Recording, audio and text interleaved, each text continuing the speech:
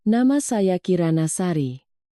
Usia saya sudah lebih dari 40 tahun. Dan saya pernah menjadi seorang wanita yang dianggap seperti orang asing di dalam keluarga saya sendiri. Saya menceritakan kisah ini bukan untuk menyalahkan siapapun, melainkan untuk memberikan sedikit penghiburan bagi mereka yang pernah diam-diam menanggung beban seperti saya. Karena terkadang, kekuatan seorang wanita tidak terletak pada perlawanan yang gaduh, melainkan pada kemampuan untuk diam di saat yang tepat dan bertindak untuk menjaga martabat dirinya sendiri. Saya tiba di rumah sekitar pukul 8 pagi. Setelah perjalanan bus malam yang panjang dari Jakarta ke Solo. Suasana upacara pemakaman kakek terasa begitu berat. Asap dupa mengepul di langit-langit rumah, berpadu dengan aroma kemenyan. Wangi teh melati yang baru diseduh, dan bau kayu dari peti jenazah menciptakan aroma khas hari-hari berkabung. Keluarga besar dari klan Wijoyo berkumpul. Dari yang tinggal di Sumatera hingga yang di Jawa. Tua dan muda. Kerabat dekat dan jauh. Semua orang berpakaian rapi, menunjukkan raut wajah sedih. Rumah pusaka keluarga Wijoyo ini sebenarnya sudah tua. Tetapi beberapa tahun terakhir atapnya direnovasi berkat sejumlah uang anonim yang dikirimkan. Saya tahu persis uang itu dari siapa. Tetapi saya tidak pernah mengatakannya. Saya berdiri di dekat pintu. Belum sempat menyapa siapapun. Ketika ibu saya, Lastri, keluar dari dalam. Lengan bajunya digulung. Suaranya terdengar ketus seperti biasa. Sana. Bantu Mbok Sumi siapkan hidangan di dapur. Sepupu-sepupumu yang laki-laki sedang sibuk menyambut tamu-tamu penting di depan. Saya hanya mengangguk tanpa bicara. Sudah lama saya terbiasa dengan cara ibu membagi peran. Seolah-olah sedang menata bidak catur. Siapa yang duduk di meja utama? Siapa yang di belakang? Namun, hati saya tetap terasa sesak saat melihat meja utama di tengah rumah. Di sana duduk semua sepupu. Paman, bibi, menantu, dan cucu laki-laki tertua. Tetapi tidak ada tempat untuk saya. Saya duduk di dekat dapur. Tempat yang sama di mana saya sering bersembunyi saat dimarahi waktu kecil. Mbok Sumi, asisten rumah tangga yang sudah bekerja puluhan tahun, menyodorkan semangkuk soto hangat sambil berbisik. Makan dulu, Neng. Biar tidak lemas. Dari pagi Neng, belum makan apa-apa. Saya tersenyum dan berterima kasih. Dari sudut ini, saya bisa melihat meja utama dengan jelas. Ibu saya sedang tertawa. Tangannya menyendokkan lauk untuk Bima Prakoso, putra Paman Baskoro. Hari ini Bima mengurus semuanya dengan sangat baik. Bahkan menyewa jasa pemakaman profesional. Teliti sekali. Persis seperti ayahnya dulu. Kata ibu, saya sambil menoleh ke arah bibi saya dengan nada bangga. Saya menggigit sumpit dengan keras. Dalam ingatan saya, sayalah yang diam-diam mengirimkan uang untuk obat-obatan kakek selama 2 tahun terakhir. Setiap kotak suplemen omega 3. Setiap bungkus teh herbal. Semuanya saya pesan dan kirimkan langsung. Namun, tidak ada seorang pun yang pernah menyebut nama saya dalam ucapan terima kasih mereka. Seorang sepupu laki-laki berdiri, mengangkat gelas berisi tuak putih. Saya mewakili para cucu. Terima kasih kepada Bude Lastri yang telah dengan tulus merawat Eyang Kakung hingga akhir hayatnya. Berkat Bude, pemakaman Eyang bisa berjalan lancar dan terhormat seperti hari ini. Saya menggigit bibir agar tidak menangis. Hanya merasakan hawa dingin yang perlahan merayap di dada. Saya tidak butuh pengakuan. Tetapi perasaan diabaikan. Didorong keluar batas ikatan darah. Adalah hal yang paling menyakitkan. Ketika semua orang selesai makan, saya melangkah ke halaman untuk menghirup udara segar. Ibu saya lewat. dan saya bertanya dengan lembut. Bu, kenapa saya tidak boleh duduk bersama keluarga? Ibu berhenti sejenak, lalu tersenyum tanpa menatap saya. Kamu kan sudah dewasa. Sudah menikah. Tidak pantas duduk semeja dengan para pria yang sedang minum-minum. Nanti suasana jadi tidak enak. Ucapannya sangat ringan. Seringan asap dupa. Tetapi terasa begitu berat di hati saya. Saya tidak membantah. Juga tidak ingin berdebat. Karena saya tahu. Di mata ibu, saya adalah anak perempuan yang sudah menikah dan menjadi milik keluarga lain. Tidak lagi memiliki hak untuk duduk di kursi sebagai anak di rumah ini. Sore itu, ketika orang-orang mulai bubar untuk beristirahat, saya melihat Pak Hermawan, pengacara Perforim League, pengacara pribadi kakek.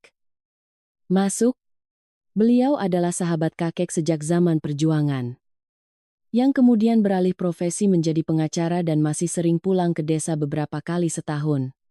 Saya berdiri di dekat pintu. Tidak berniat masuk ke ruang tamu.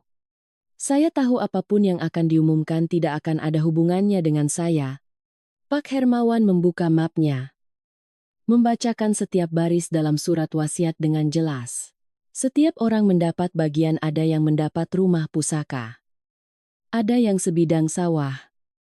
Ada yang bagian saham di perusahaan. Tapi tidak ada saya. Tidak satu baris. Tidak satu kata. Tidak satu lirikan pun ke arah saya. Seolah-olah saya tidak pernah ada. Saat rapat selesai, ibu saya lewat dan berkata sekenanya. Sudah ibu bilang dari dulu. Ayahmu waktu masih hidup juga bilang, anak perempuan kalau sudah menikah. Apalagi yang bisa diharapkan dari mereka untuk keluarga? Saya tidak menjawab. Saya berdiri di sana. Tangan saya terkepal erat. Bukan karena marah, tetapi karena sedih. Sedih untuk nasib seorang anak perempuan. Hanya karena saya perempuan. Saya disingkirkan dari semua hak untuk diingat.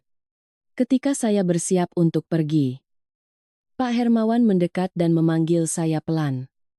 Kirana, besok kamu ada waktu. Mampir ke kantor saya sebentar. Agela. Saya menatapnya dengan heran. Beliau tidak berkata apa-apa lagi. Hanya diam-diam menyodorkan sebuah amplop tertutup rapat. Di luarnya tertulis dengan tulisan tangan yang gemetar. Untuk satu-satunya cucuku yang mengerti hatiku. Saya mengambilnya.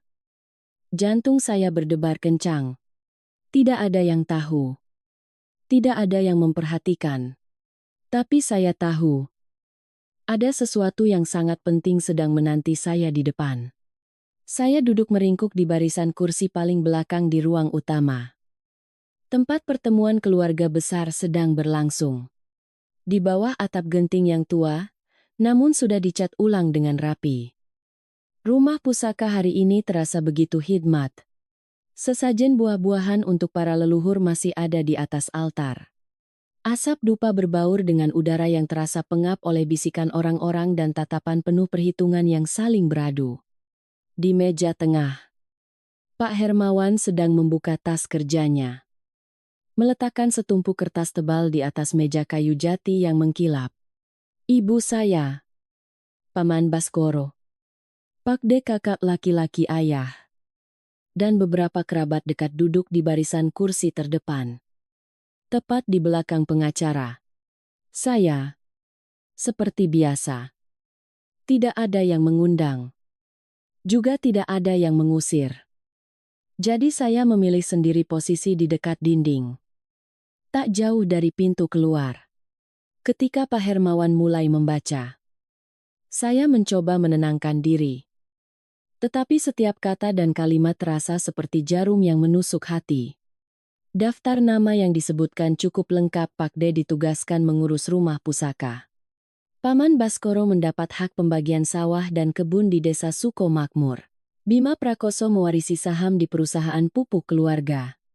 Bahkan Tante Indah, menantu bungsu, Juga disebut dengan bagian sebidang kolam di belakang rumah. Nama saya sama sekali tidak ada. Tidak satu baris. Tidak satu kata pun. Saya duduk diam. Tidak bergerak sedikit pun. Mata saya terpaku pada celah ubin di lantai. Sementara jantung saya berdetak perlahan. Seolah mencoba meyakinkan diri bahwa ini adalah hal yang wajar. Di kepala saya terngiang kembali ucapan ibu. Seringan hembusan angin. Anak perempuan kalau sudah besar ya dinikahkan. Apalagi yang menjadi miliknya di rumah ini. Dulu saya pikir beliau hanya asal bicara, tetapi ternyata itu adalah kebenaran yang sudah ditetapkan dalam pemikiran seluruh keluarga. Dan hari ini diumumkan secara terbuka, tanpa keraguan sedikit pun. Tidak ada yang bereaksi. Tidak ada yang menoleh ke arah saya. Semua diam. Entah karena setuju, atau karena tidak melihat ada yang aneh dengan hal itu. Beberapa saat kemudian, Bima Prakoso berdiri, merapikan kemeja putihnya. Tangan diletakkan di dada. Suaranya terdengar hikmat. Mewakili para cucu di keluarga ini, saya ingin mengucapkan terima kasih kepada Pak D, Tante Indah, dan terutama Ibu Lastri, yang telah merawat Eyang Kakung. Dari suapan makanan hingga butiran obat, sampai hari terakhirnya. Semua orang bertepuk tangan. Ibu saya tersenyum. Matanya berbinar bangga. Saya tersenyum sinis. Bukan karena iri. Apalagi karena kesal. Saya sudah terlalu terbiasa menjadi tak terlihat di rumah ini. Namun, rasa sedih itu masih ada. Ia tidak berteriak. Tidak gaduh. Ia hanya diam di dalam hati.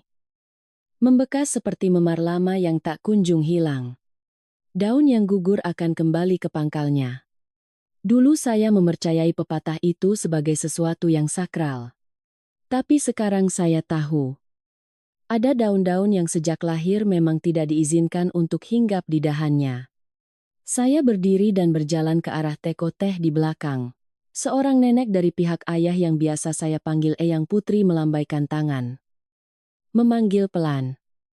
Duk, tolong tuangkan Eyang teh. Saya membungkuk dengan sopan menyajikan secangkir teh panas. Beliau menyesapnya sedikit. Lalu menatap saya dengan tatapan iba. Kamu pulang dan hadir saja sudah sangat berharga. Tidak usah dipikirkan macam-macam. Saya tersenyum. Bibir saya kaku. Cangkir teh di tangan saya terasa dingin. Saya berbalik tanpa berkata apa-apa. Takut jika saya bicara, emosi saya akan meledak tak terkendali. Saat saya berjalan melewati ruang kecil di samping, tanpa sengaja saya melihat laci meja, altar tidak tertutup rapat. Saya mengulurkan tangan untuk mendorongnya. Berniat merapikan piring buah. Ketika secari kertas jatuh, saya memungutnya. Itu adalah salinan rincian biaya renovasi rumah pusaka 2 tahun lalu. Di bagian pengirim dana. Nama awalnya adalah Kirana Sari. Ditulis dengan huruf yang tegas dan jelas. Namun, nama itu dicoret dengan tinta merah. Dan di sampingnya ditulis tangan dengan tinta biru Bima Prakoso, mewakili cucu tertua. Saya menatap tulisan itu. Tangan saya terkepal. Ternyata, bahkan jasa seorang anak perempuan pun bisa dihapus namanya seolah tidak pernah terjadi. Pertemuan berakhir saat hari sudah sore. Semua orang satu persatu keluar ke halaman. Bersiap untuk pulang. Saya masih berdiri diam. Seolah menunggu sesuatu yang saya sendiri tidak tahu apa. Tepat pada saat itu, Pak Hermawan lewat dan menepuk bahu saya dengan lembut. Saya menoleh dan bertemu dengan tatapannya. Sebuah tatapan yang tidak mengandung belas kasihan. Hanya sesuatu yang sangat tulus. Kirana, katanya pelan. Besok pagi, kamu ada waktu mampir ke kantor. Saya sebentar. Ada bagian warisan yang eyangmu tinggalkan, tapi tidak dibacakan dalam pertemuan hari ini. Saya tertegun. Jantung saya serasa berhenti berdetak sejenak. Untuk pertama kalinya setelah bertahun-tahun, saya tidak lagi merasa marah. Tidak lagi merasa dendam. Yang ada hanyalah rasa penasaran. Sebuah dorongan untuk mengetahui. Apakah kakek, orang yang selalu memanggil saya cucu perempuanku, benar-benar diam saja atas semua ini? Saya ingin tahu apa yang beliau pikirkan. Dan apakah saya pernah menjadi darah daging di hatinya? Saya berdiri termangu cukup lama di depan sebuah bingkai foto yang tergantung dengan hikmat di ruang tamu rumah pusaka. Foto itu diambil pada acara istimewa perayaan 60 tahun pernikahan kakek dan nenek. Saat itu, seluruh keluarga besar berkumpul. Semua berpakaian rapi dan tersenyum cerah. Saya ingat betul karena saat itu saya berdiri di samping kakek. Tangan saya masih memegang erat ujung kebaya ungunya. Bibir saya tersenyum canggung karena malu di depan kamera. Namun sekarang, di dalam bingkai foto itu, bagian kanan tempat saya dulu berdiri hanyalah sebuah ruang kosong yang dipotong dengan rapi. Orang yang menggantikan posisi saya adalah sepupu saya. Anak dari Tante Indah. Seorang anak laki-laki yang pintar dan cerdas, yang oleh keluarga disebut sebagai cucu emas. Saya tidak marah padanya. Tetapi gambar itu seperti tamparan tak terlihat. Dihapus dari sebuah foto keluarga tidak sama dengan dihapus dari daftar nama. Itu adalah sebuah penyangkalan yang diam namun mutlak. Saya melangkah lebih dekat. Tepi foto itu dipotong rapi dengan silet. Kertasnya sudah menguning di bagian tepinya. Saya bertanya pada Mbok Sumi, asisten rumah tangga yang sudah lama bekerja. Dengan suara pelan, agar hanya kami berdua yang dengar. Mbok, kenapa foto ini diedit? Mbok Sumi tampak terkejut. Matanya melirik ke sana kemari sebelum berbisik. Ibu yang suruh. Katanya biar fotonya lebih rapi untuk dipajang lagi. Saya tidak bertanya lebih lanjut. Karena saya tahu persis. Tidak ada cerita merapikan foto jika yang dipotong adalah wajah saya sendiri. Kenangan masa kecil saya tiba-tiba muncul kembali. Setiap kepingannya seperti pecahan cermin yang berkilauan. Saat kelas 3 SD, seorang teman berbisik di telinga saya. Pamanmu bilang kamu bukan cucu kandung kakekmu. Sebelum saya sempat bereaksi, air mata sudah mengalir. Sore itu, saya pulang sambil menangis dan bertanya pada ibu. Beliau tidak menenangkan saya. Hanya membentak. Anak kecil dengar omong kosong lalu pulang bikin ribut. Diam tidak. Saya ingat betapa bingungnya saya saat itu. Bukan karena ejekan teman, tetapi karena reaksi ibu yang begitu dingin dan sama sekali tidak membela saya. Sejak saat itu, saya berjanji pada diri sendiri. Apapun yang terjadi, saya tidak akan bertanya lagi pada ibu. Waktu kecil, saya pernah mendengar seorang bibi berkata pada ibu, anak itu wajahnya tidak terlalu mirip Eyang Kakung. Dia. Ibu saya hanya tersenyum kecut tanpa menjawab. Saat itu saya berdiri di balik pintu. Hanya merasa ada sesuatu yang salah. Tetapi setelah dewasa, saya mengerti bahwa ucapan itu tidak disengaja. Dan ibu, dengan diamnya, telah membiarkan gosip itu menyebar.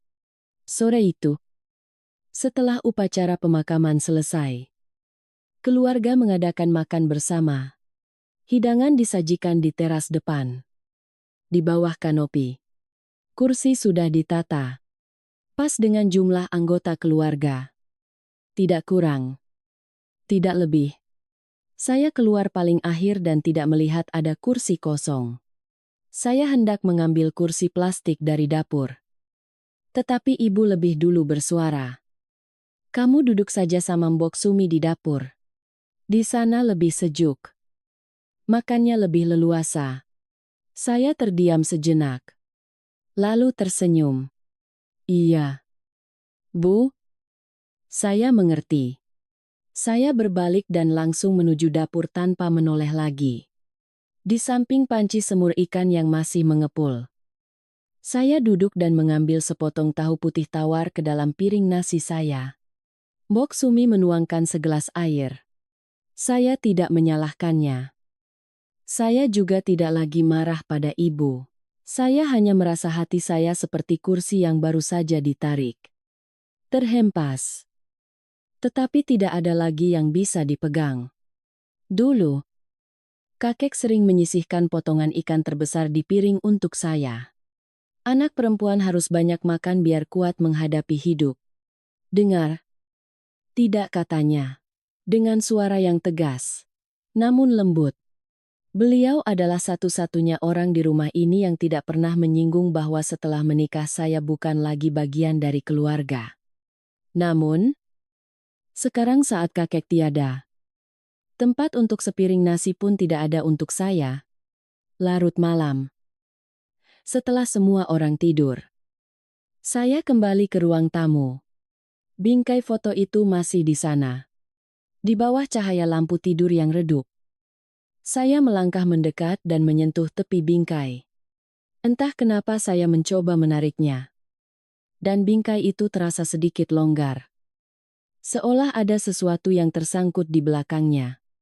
Saya membuka kaca depannya dengan hati-hati. Dan secari kertas kecil seukuran telapak tangan jatuh. Tintanya sudah pudar. Tulisan tangannya samar. Tetapi saya langsung mengenalinya sebagai tulisan tangan kakek. Simpan foto anak ini. Jangan sampai dia merasa kehilangan dirinya. Saya tertegun. Mata saya berkaca-kaca. Dan di dalam hati saya muncul perasaan yang aneh. Bukan marah. Bukan sedih. Melainkan hangat. Sangat hangat. Ternyata kakek tahu. Beliau selalu tahu. Saya masih memegang secari kertas kecil dengan tulisan kakek. Goresan penanya gemetar. Tintanya pudar. Tetapi tetap menunjukkan ketegasan yang khas. Saya melipatnya dengan hati-hati. Memasukkannya ke dalam saku kecil di tas. Lalu kembali ke rumah utama untuk beristirahat. Saat baru saja tiba di depan pintu ruang altar, saya mendengar suara ibu saya dari ruang tamu. Tempat beberapa bibi dan paman sedang minum teh setelah upacara. Untung ada si Bima yang mengurus semua biaya pengobatan Eyang. Kalau tidak, mana bisa upacara pemakamannya selancar ini? Saya berhenti melangkah. Suara Pak De menyahut. Ya, memang sudah seharusnya anak laki-laki menanggung beban yang besar. Tidak semua anak bisa seperti dia. Saya berdiri diam di teras. Ucapan itu tidak ditujukan pada siapapun secara spesifik. Tetapi terasa menusuk langsung ke hati saya. Saya tahu persis setiap butir obat. Setiap jadwal kontrol. Setiap kali kakek harus dirawat di rumah sakit. Sayalah yang diam-diam mengurusnya. Selama 3 tahun terakhir. Hampir setiap bulan, saya mentransfer uang ke kampung. Kadang ratusan ribu rupiah. Kadang beberapa juta. Entah untuk membeli suplemen. Entah untuk membayar biaya rumah sakit. Saya tidak pernah menceritakannya. Hanya berpikir bahwa merawat kakek adalah kewajiban saya. Tidak perlu ada yang tahu. Tidak perlu pengakuan. Tapi sekarang, ketika melihat orang lain mengambil semua pujian, seolah itu adalah hal yang wajar. Saya merasa begitu bodoh hingga bertanya-tanya. Untuk apa saya diam-diam berkorban selama ini? Saya kembali ke kamar saya. Kamar tua di belakang dapur yang dulu menjadi sudut pribadi saya saat masih gadis. Sekarang kamar itu dijadikan gudang. Ranjang kayu jati saya sudah diganti dengan tumpukan kardus bekas dan sebuah kipas angin rusak. Saya duduk di tepi dipan kayu. Merasakan punggung saya dingin bersandar di dinding. Saya membuka laci kecil di samping. Mencari tumpukan berkas lama tempat saya menyimpan bukti transfer. Catatan rinci setiap kali saya mengirim uang untuk biaya rumah sakit dan obat-obatan kakek, saya membongkar tumpukan buku dan berkas lama. Tetapi tidak menemukannya. Saya menghela napas. Hendak berdiri. Ketika Mbok Sumi masuk dengan pelan. Membawa setumpuk kertas HVS yang sudah kusam dan lecek. Neng masih ingat ini. Saya simpan sudah bertahun-tahun. Dulu ibu suruh saya buang.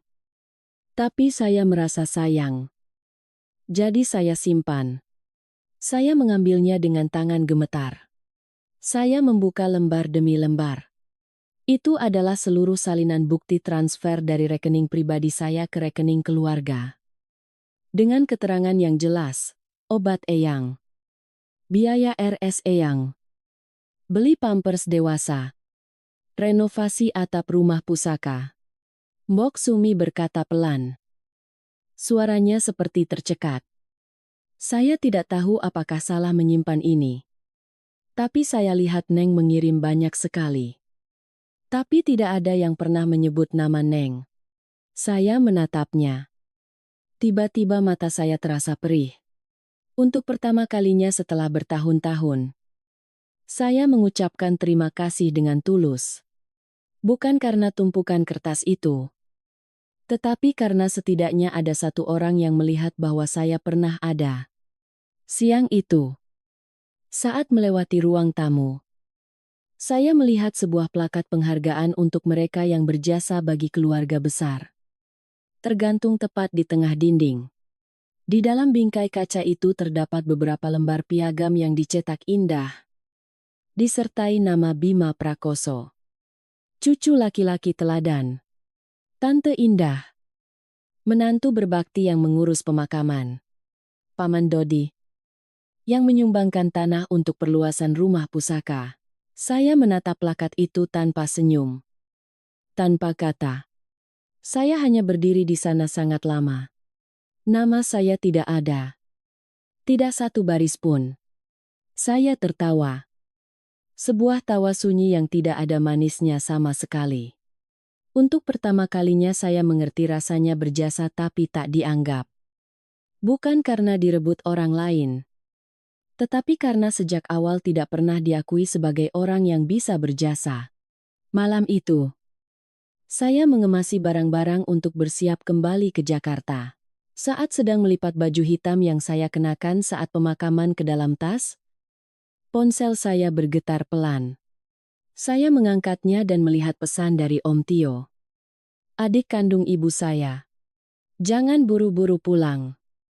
Nak, ada urusan penting soal Eyang Kakung. Om mau bicara empat mata denganmu. Saya membaca pesan itu berulang kali. Sampai 3 kali. Tiba-tiba muncul perasaan aneh. Campuran antara cemas, bingung, dan secercah harapan. Saya menggenggam ponsel dengan erat. Mungkin saya bukan satu-satunya orang yang tahu bahwa kakek pernah menyimpan sesuatu untuk saya. Layar ponsel masih menyala. Pesan dari Om Tio, seolah tercetak di mata saya. Jangan buru-buru pulang. Nak, ada urusan penting soal Eyang Kakung. Om mau bicara empat mata denganmu. Saya menggenggam ponsel erat-erat. Hati saya bingung bukan kepalang. Kalimat yang tampaknya sederhana itu membuat saya mengubah keputusan. Saya akan tinggal 2 hari lagi. Bukan karena mengharapkan warisan. Apalagi untuk memohon pengakuan. Saya tinggal hanya untuk memahami. Apa sebenarnya yang kakek pikirkan tentang saya? Pagi berikutnya, saya kembali ke rumah pusaka. Rumah yang pernah saya kumpulkan uang sedikit demi sedikit untuk merenovasinya ketika tahu kakek menderita penyakit ginjal. Saat itu atapnya bocor dan dindingnya retak. Saya bahkan menyewa tim tukang dari Jepara karena reputasi mereka yang bagus. Saya ingat betul perasaan ketika kakek menelepon. Suaranya penuh haru. Kirana, rumah Eyang sekarang bersih dan bagus. Terima kasih ya, Nak. Namun hari ini, ketika berdiri di depan gerbang rumah pusaka, saya merasa seperti berada di depan rumah orang asing. Papan nama keluarga besar Wijoyo dibuat baru, terpasang tinggi dan megah. Tepat di bawahnya, sebuah plakat tembaga mengkilap terukir tulisan direnovasi atas prakarsa Bapak Baskoro dan putranya. Bima Prakoso, tahun 2023. Saya tertegun. Tidak ada satu baris pun yang menyebut nama saya. Tidak satu kata pun. Orang pertama yang mengusulkan renovasi adalah saya. Orang yang memberi uang muka juga saya. Tapi sekarang, jasa saya disingkirkan begitu saja. Nama saya seolah tidak pernah ada dalam sejarah rumah ini.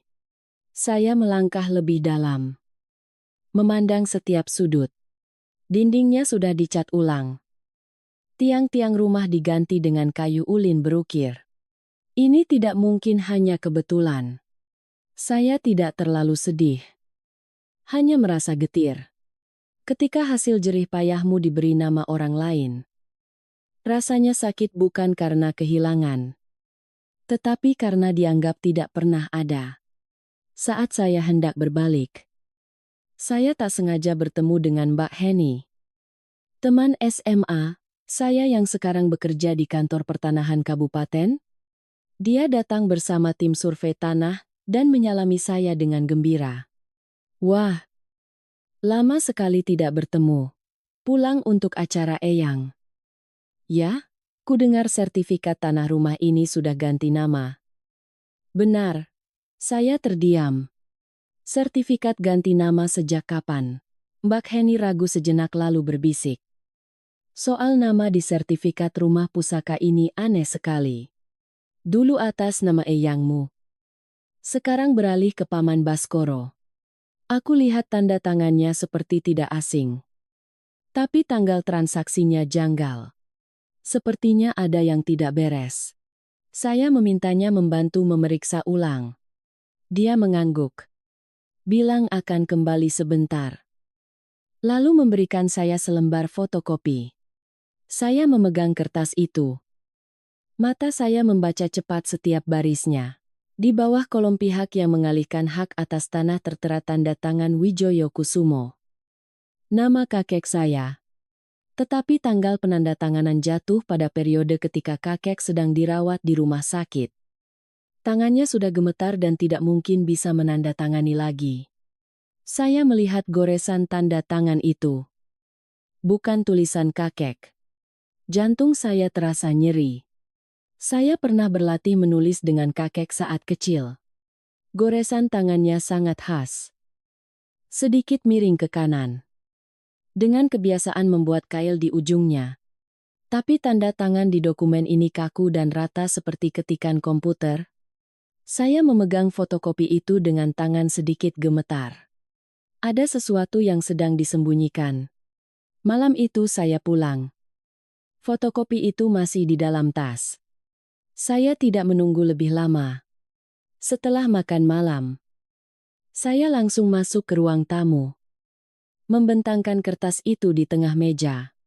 Ibu saya yang sedang menuang teh berhenti. Melirik sekilas. Lalu berkata dengan tenang. Anak perempuan sudah besar. Sudah menikah. Urusan keluarga biar laki-laki yang mengurus. Itu sudah kodratnya. Saya menatapnya. Untuk pertama kalinya saya melihat ibu saya sebagai seorang wanita yang juga penuh perhitungan. Kodrat menurut ibu adalah meniadakan hasil jerih payah anak sendiri. Begitu, beliau tidak menjawab. Juga tidak membantah. Hanya menunduk menyesap tehnya. Tetapi untuk pertama kalinya, saya melihat sorot matanya sedikit goyah. Saya berdiri.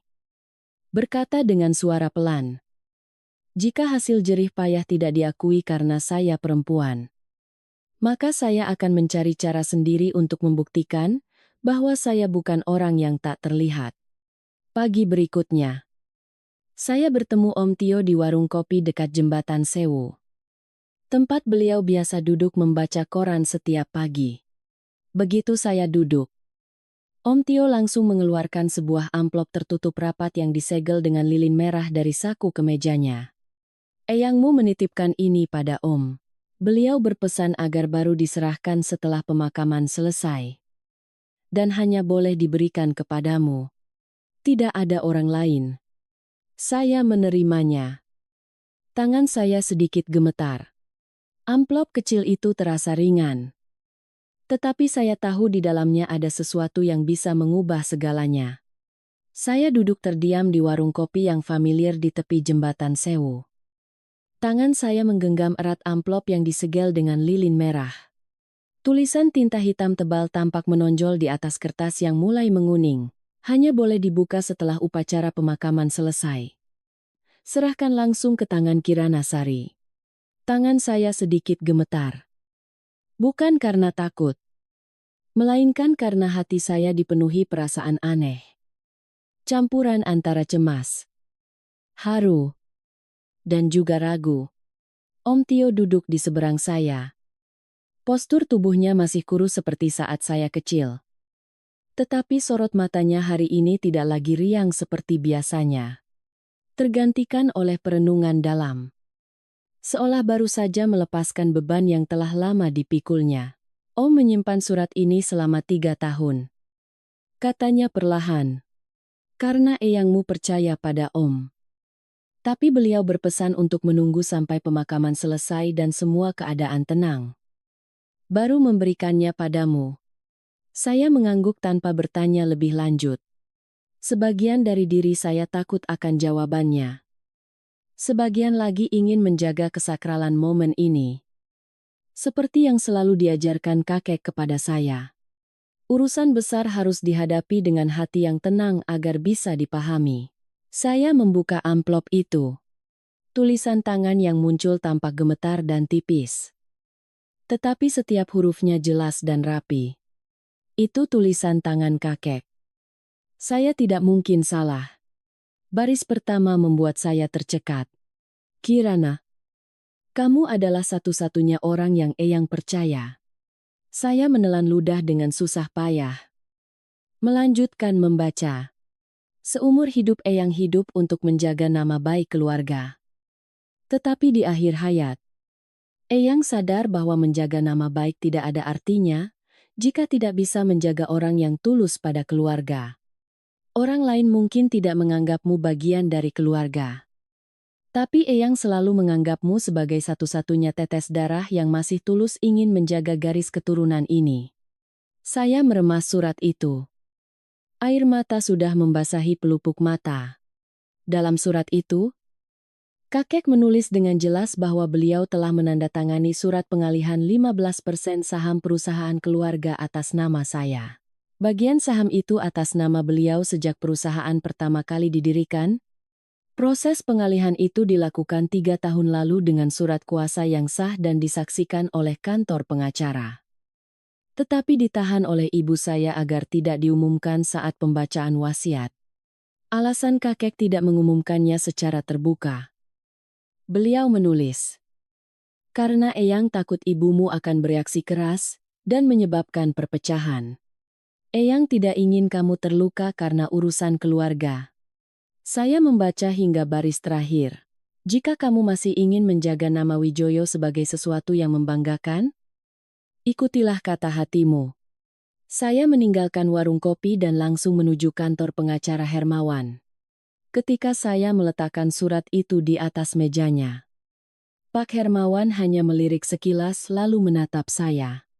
Tanpa berkata apa-apa, beliau berdiri, membuka laci, dan mengeluarkan sebuah map yang terbungkus rapat dalam kantong plastik. Di luarnya tertulis dengan tangan saham Wijoyo Kusumo, ahli waris pribadi. Anda adalah ahli waris yang sah atas bagian saham ini, kata Pak Hermawan perlahan. Cukup dengan menunjukkan surat ini beserta salinan bukti transaksi yang ditandatangani oleh eyang Anda. Anda memiliki hak penuh untuk meminta pembaruan data pemegang saham. Saya tidak berkata apa-apa. Pak Hermawan menyodorkan selembar kertas HVS lagi ke arah saya. Sebuah rekapitulasi transfer pribadi.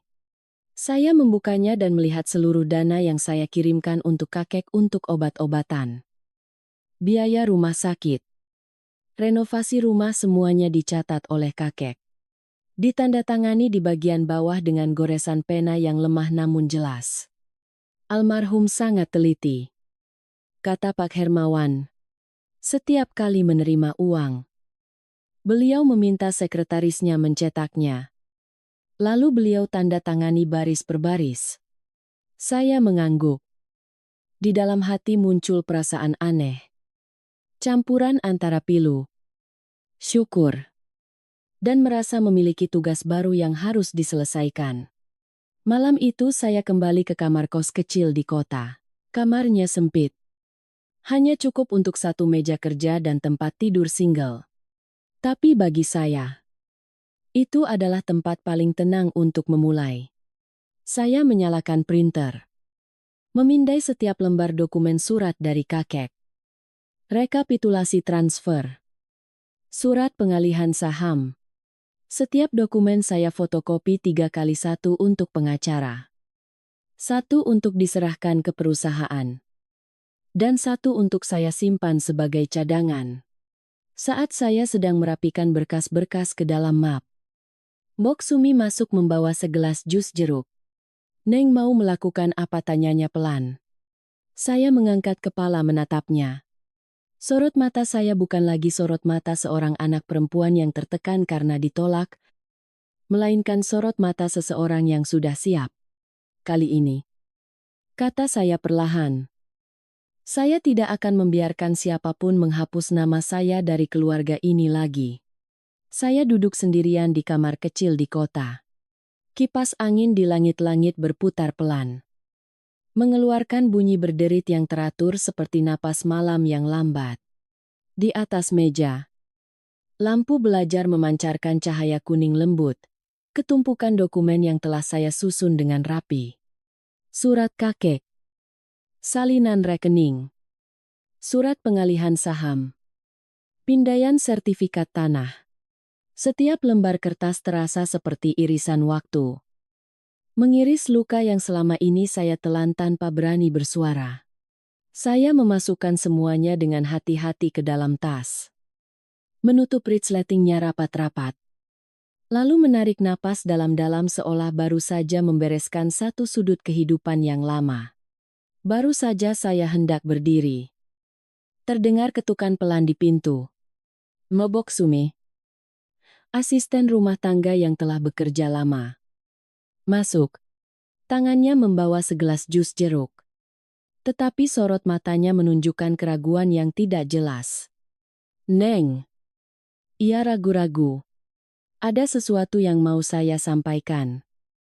Tapi saya tidak tahu, apakah ini pantas. Saya menatapnya. Firasat aneh mulai muncul. Saya mengangguk. Memberi isyarat agar ia duduk. Mbok Sumi duduk. Menggigit bibir. Lalu menunduk. Saya sudah bekerja di rumah ini lebih dari 10 tahun. Neng? Saya tidak membela siapa-siapa dan tidak berani ikut campur. Tapi saya rasa Neng perlu tahu ini. Ia memulai dengan ragu.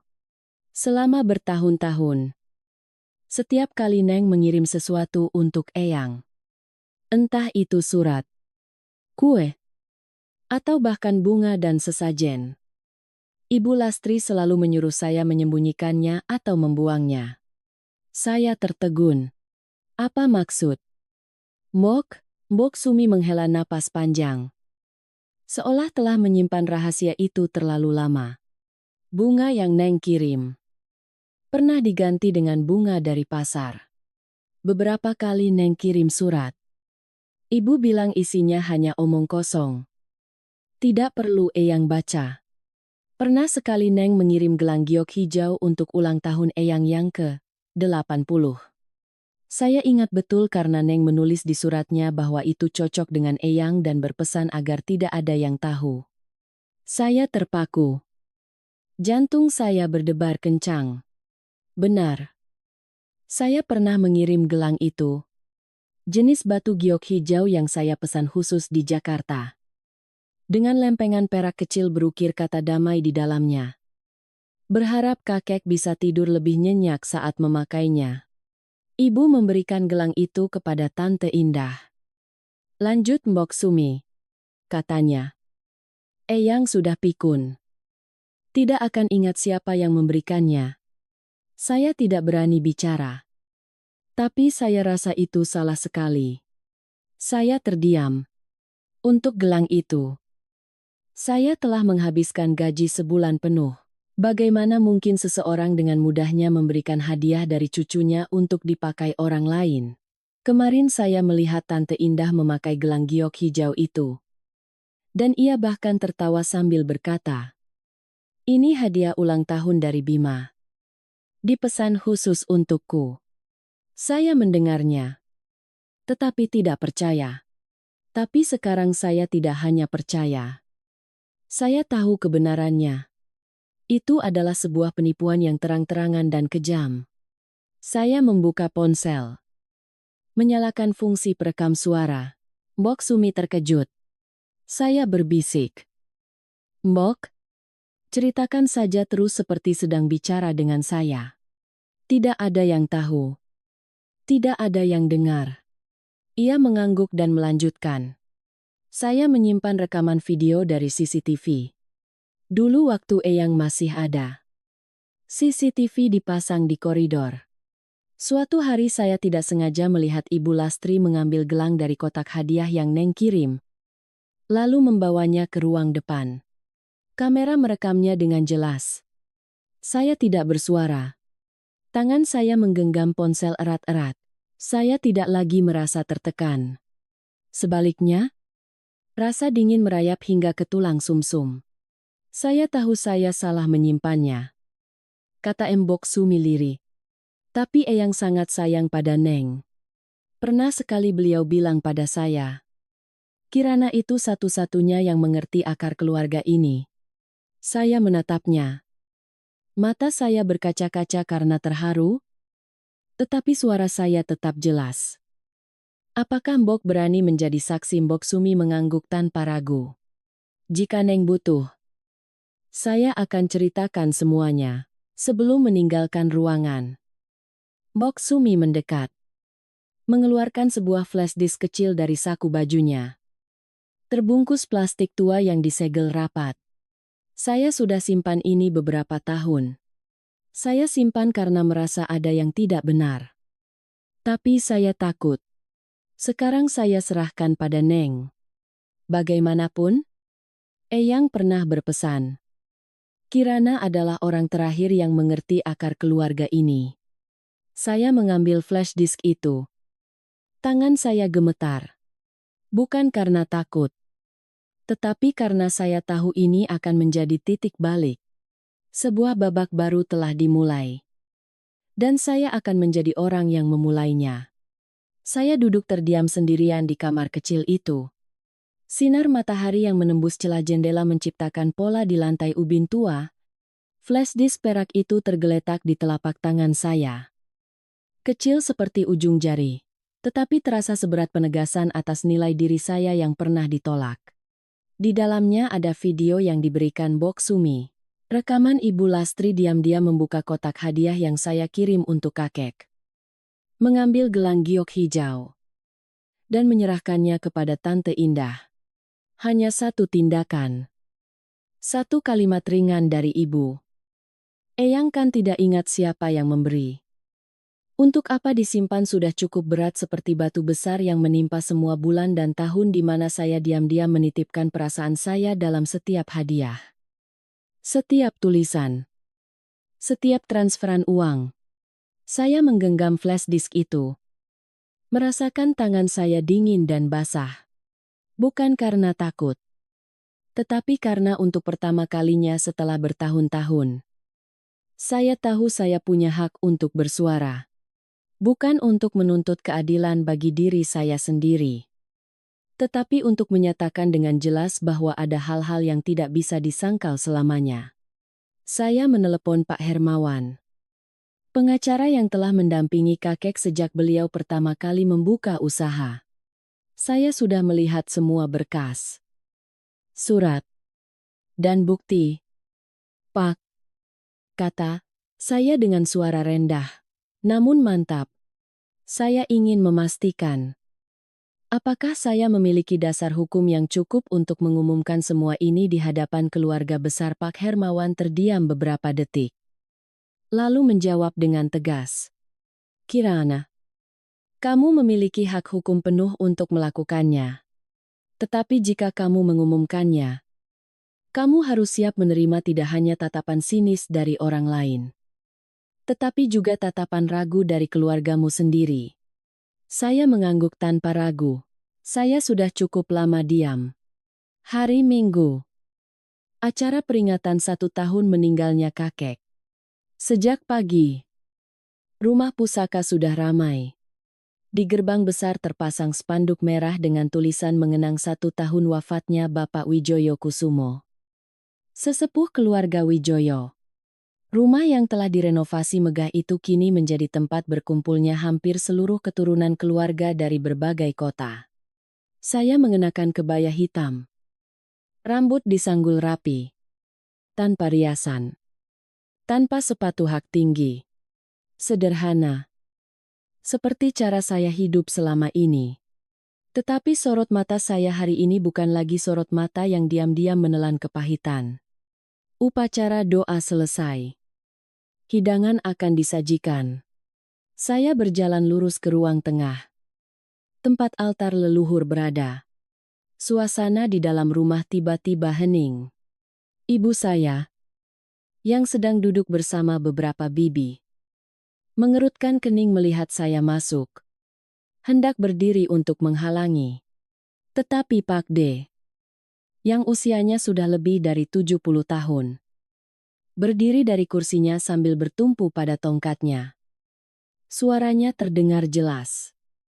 Biarkan Kirana bicara. Dia cucu Eyang. Punya hak yang sama seperti siapapun di keluarga ini. Tidak ada yang berani membantah. Saya menunduk berterima kasih kepada Pak D.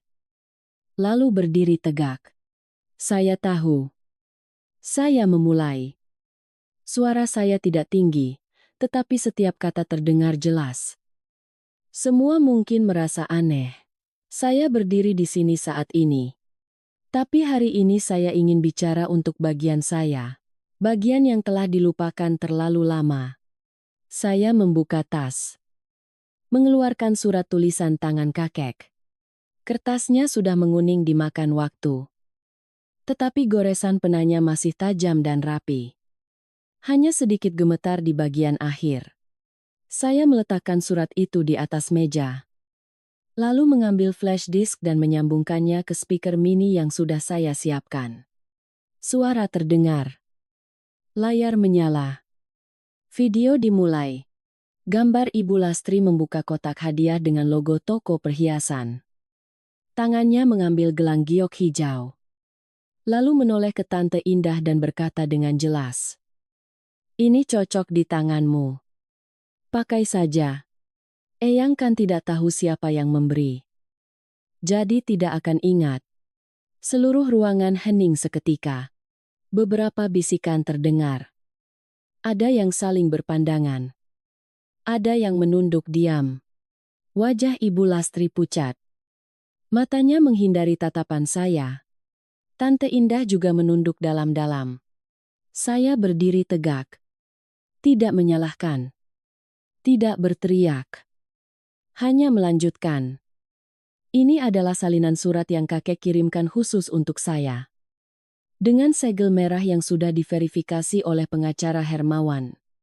Dalam surat itu, kakek menyatakan dengan jelas bahwa saya adalah satu-satunya orang yang beliau percaya untuk menerima bagian saham perusahaan yang telah dialihkan sejak 3 tahun lalu. Tetapi karena takut ibu saya dan beberapa orang akan menyebabkan perpecahan, beliau tidak mengumumkannya. Saya mengeluarkan salinan bukti transfer lagi. Ini adalah bukti bahwa saya telah mengirimkan uang untuk biaya pengobatan kakek sejak tahun-tahun pertama beliau sakit. Bukan sekali, tetapi hampir 20 kali. Ada kwitansinya. Ada bukti transfernya. Ada penerimanya. Saya menatap lurus ke semua orang. Orang-orang yang pernah menyebut saya anak perempuan yang sudah menikah ya sudah. Yang pernah memandang saya seperti bayangan di setiap acara keluarga. Saya tidak menuntut tanah.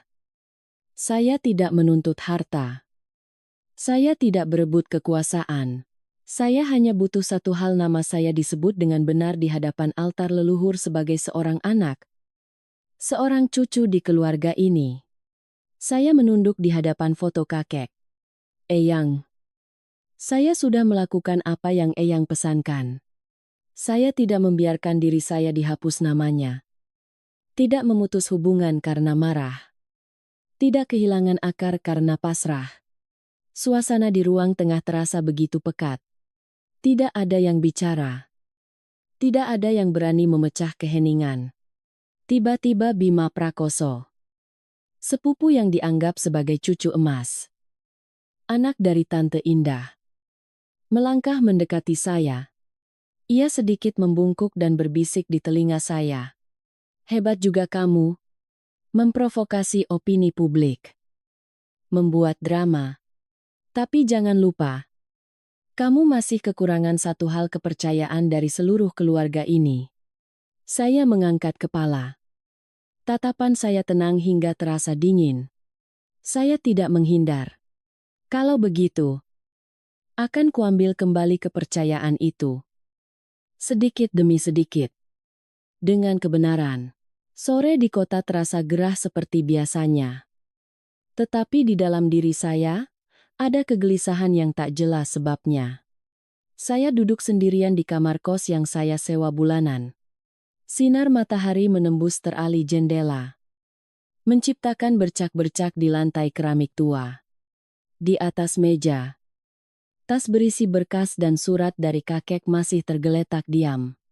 Tiba-tiba ponsel saya bergetar. Itu Pak Hermawan, pengacara pribadi kakek. Suaranya serak. Terdengar seperti sudah lama ragu-ragu. Kirana. Besok pagi jam 9. Bisa mampir ke kantor saya sebentar. Ada sesuatu yang seharusnya sudah saya berikan padamu lebih awal. Jantung saya berdebar kencang. Saya tidak bertanya apa-apa lagi. Hanya menjawab iya dengan pelan. Lalu menutup telepon. Tetapi sepanjang malam itu saya tidak bisa tidur. Pagi berikutnya, saya tiba di kantor pengacara yang terletak di sebuah rumah sederhana di gang kecil di pusat kota. Tempat itu tampak tua, tetapi bersih dan rapi. Sesederhana sosok Pak Hermawan. Beliau duduk di belakang mejanya. Di hadapannya ada setumpuk berkas dengan stempel merah. Di sampulnya tertulis kata-kata yang tidak pernah saya duga akan. Saya lihat lampiran surat wasiat, Wijoyo Kusumo. Pak Hermawan mendorong berkas itu ke arah saya dan berkata pelan. Ini adalah bagian wasiat pribadi yang Eyangmu tinggalkan. Tidak dibacakan dalam rapat keluarga. Beliau berpesan untuk hanya menyerahkannya langsung kepadamu setelah acara peringatan 1 tahun wafatnya. Saya menarik napas dalam-dalam. Membuka berkas itu. Di halaman pertama, ada tulisan tangan dengan goresan yang sangat saya kenal. Rumah yang tidak bisa menjaga darah dagingnya harus menjaga akarnya. Seluruh hak pengawasan aset perusahaan milik Eyang diserahkan kepada Kirana Sari, putri dari Lastri Wijoyo. Saya hampir terdiam membeku. Pak Hermawan mengangguk. Aset ini sebenarnya sudah lama dialihkan menjadi saham atas nama beliau. Tetapi ibumu dan Paman Baskoro menyembunyikannya. Eyang tahu. Jadi, beliau membuat lampiran ini untuk memastikan kamu mendapatkan hak hukum untuk mengawasi dan menjaga aset pokok keluarga. Saya memegang setiap lembar kertas dengan tangan gemetar. Ada sertifikat penyertaan modal. Ada pengesahan dari notaris. Semuanya jelas dan transparan. Tetapi tidak pernah disinggung sama sekali. Kenapa tidak diumumkan, tanya saya. Pak Hermawan menatap saya lama. Lalu menghela napas. Karena Eyang takut terjadi perpecahan dalam keluarga. Beliau tahu jika ini diumumkan, Ibumu akan menentang keras. Dan, kamu tahu sendiri. Ibu Lastri tidak mudah menerima kenyataan jika itu merugikan kekuasaannya. Saya terhenti saat tangan saya membuka selembar kertas tua yang menguning. Itu adalah surat yang ditulis kakek saat saya berusia 18 tahun. Saat itu saya pernah datang ke sini sekali bersama kakek. Satu-satunya kali. Saya ingat betul.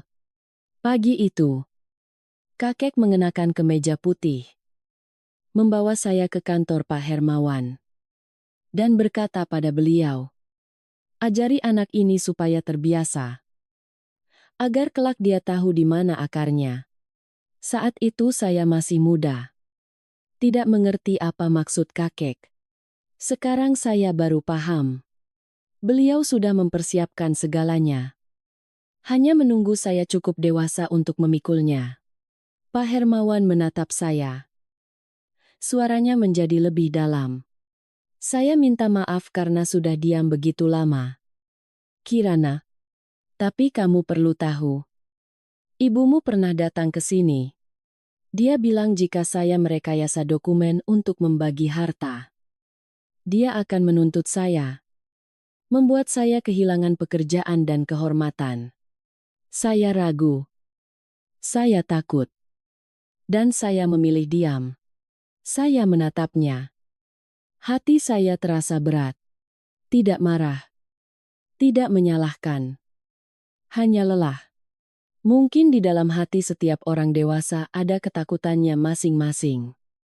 Dan Pak Hermawan telah memilih diam sebagai cara untuk bertahan hidup. "Terima kasih," kata saya, "karena hari ini Bapak tidak lagi diam." Pak Hermawan berdiri, membuka laci, dan mengeluarkan satu map lagi. "Ada satu hal lagi," katanya. Suaranya semakin dalam. "Kamu perlu tahu ini untuk bersiap." Saya membuka map itu. Di bagian paling atas adalah fotokopi surat perjanjian pengalihan saham, dengan stempel merah yang jelas. Tetapi yang membuat saya terkejut adalah tanda tangannya.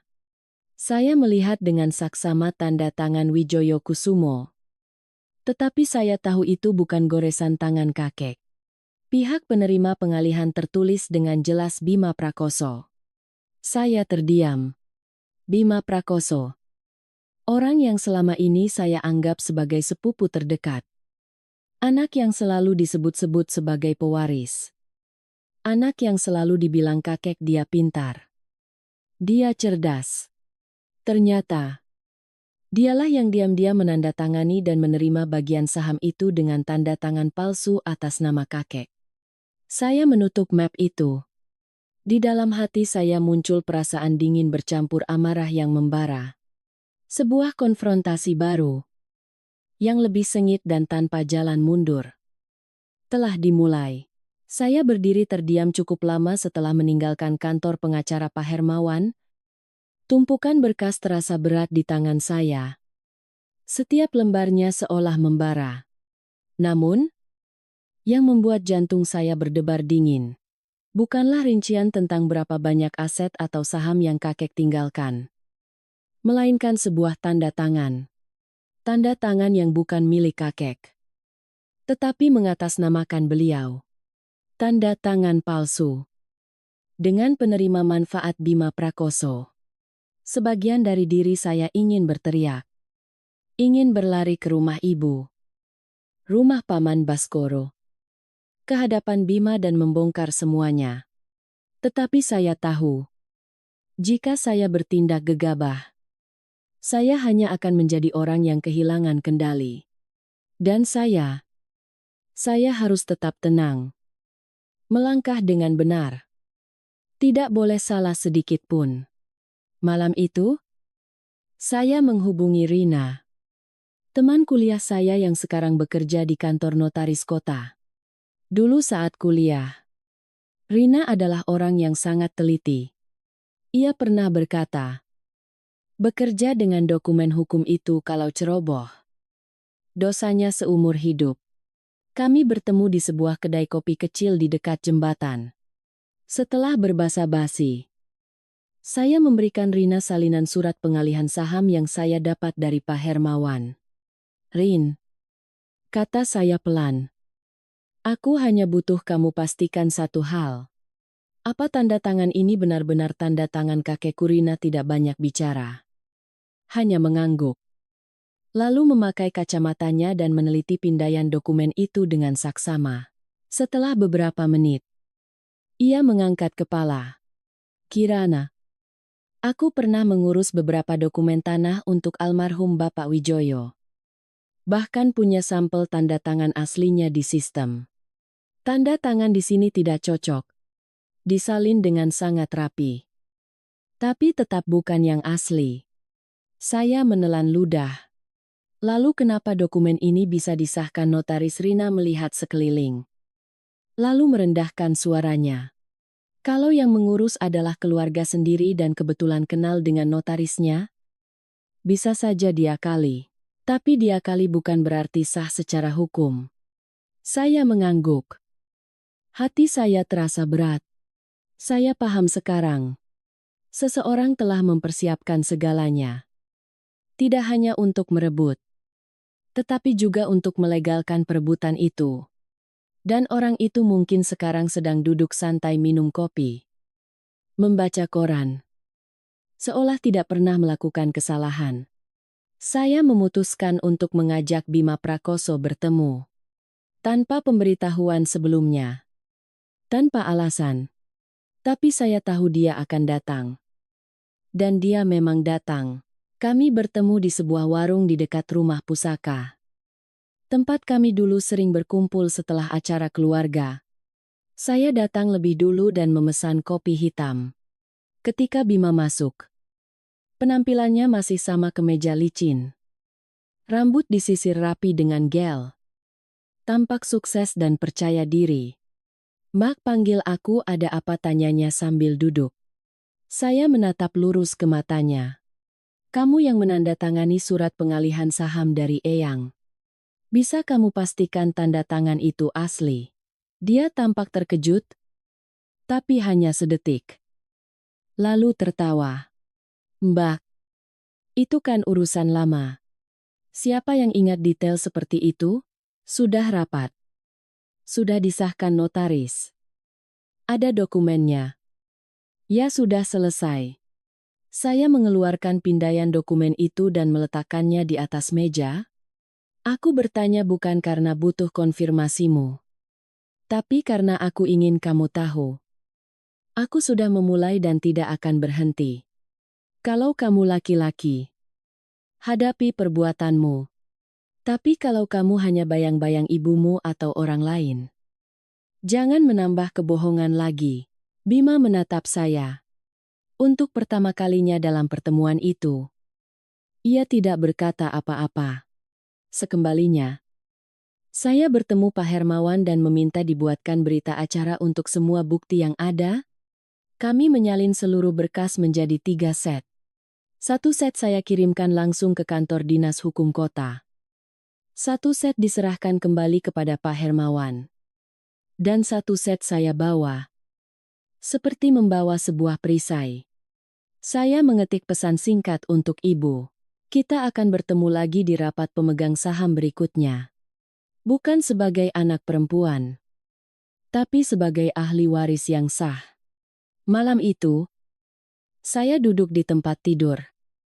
Membuka laptop. Memeriksa kembali setiap video. Setiap salinan dokumen. Bok Sumi membawakan secangkir air hangat. Meletakkannya dengan pelan. Lalu pergi tanpa suara. Tiba-tiba, ponsel saya bergetar.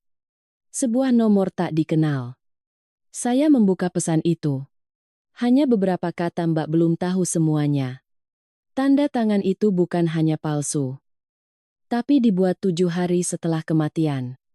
Saya membeku.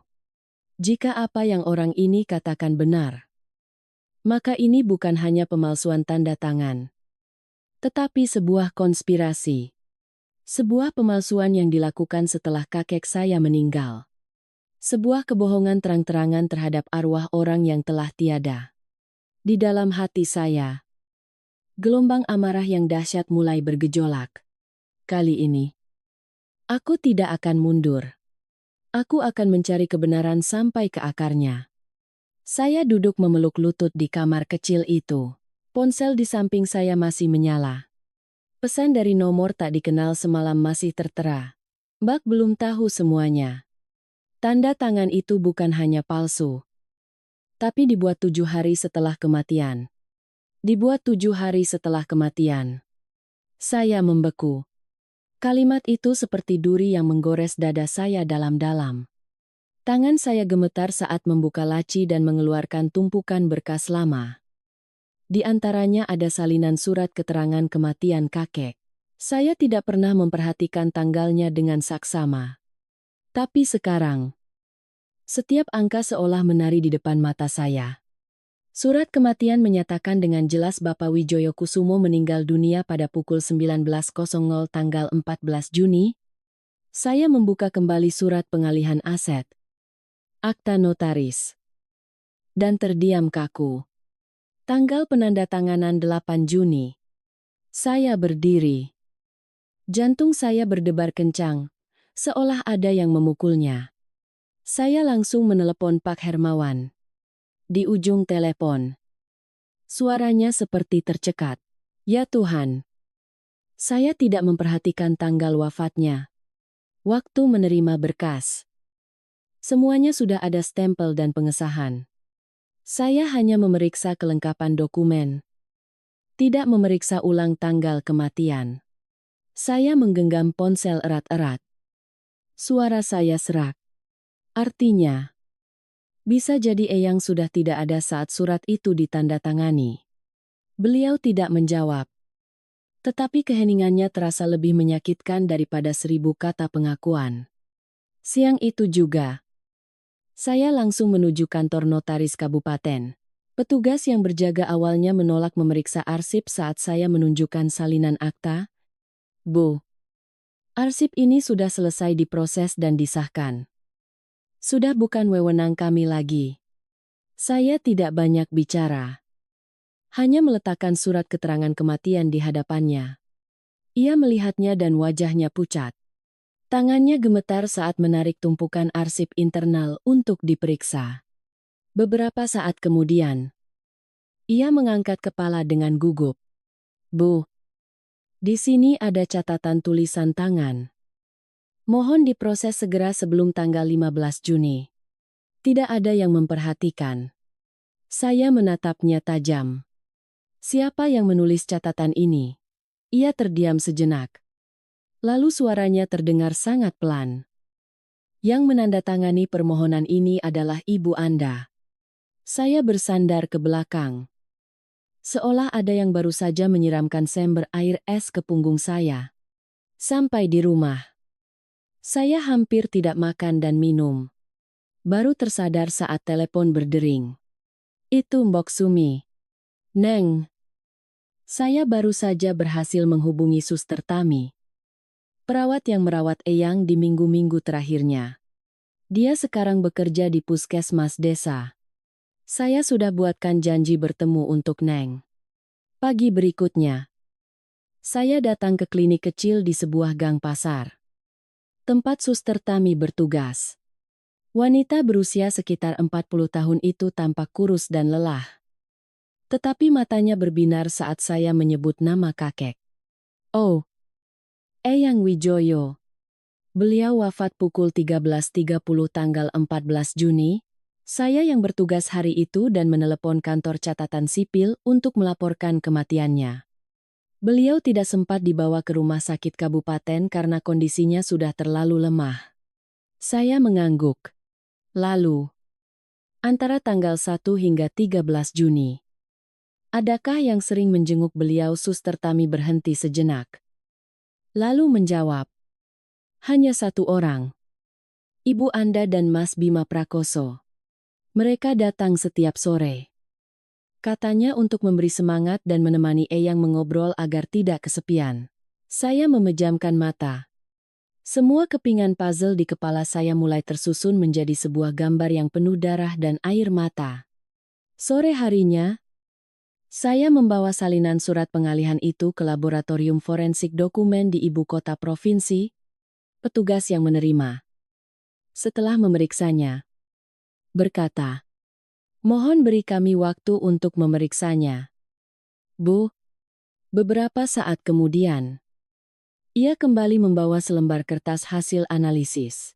Jenis kertas ini dicetak dengan bahan pengaman model baru yang baru beredar bulan Juli tahun ini.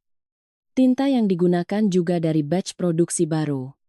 Artinya, dokumen ini dicetak setidaknya 3 minggu setelah tanggal yang tertera di atasnya. Saya mengepalkan tangan. Artinya, surat perjanjian itu dicetak dan ditandatangani setelah kakek saya meninggal. Hanya saja, mereka sengaja memundurkan tanggalnya menjadi seminggu sebelum hari kematian. Saya tidak lagi merasakan sakit. Tidak lagi marah. Yang ada hanyalah tekad dingin yang melapisi hati saya. Saya mengerti. Perjalanan di depan bukan lagi tentang menuntut keadilan untuk diri saya sendiri, tetapi tentang memperjuangkan kehormatan untuk kakek saya. Orang yang telah dimanfaatkan bahkan di saat-saat terakhir hidupnya. Saya berdiri di depan pintu kaca besar gedung perusahaan. Tempat rapat pemegang saham luar biasa akan diadakan pagi itu. Sinar matahari pagi menembus tirai tipis, menciptakan bayangan pepohonan di lantai marmer yang mengkilap. Setiap langkah saya seolah menapaki masa lalu.